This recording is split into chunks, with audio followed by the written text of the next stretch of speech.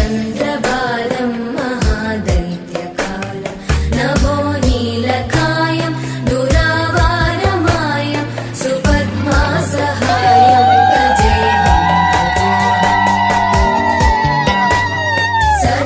सदाम्बोधिवासं गदपुष्पहासं जगत्सन्निवासं शतादित्यभासं गदाचक्रशस्त्रं लसत्पीतवस्त्रं हसच्चारुवक्त्रं भजेऽहं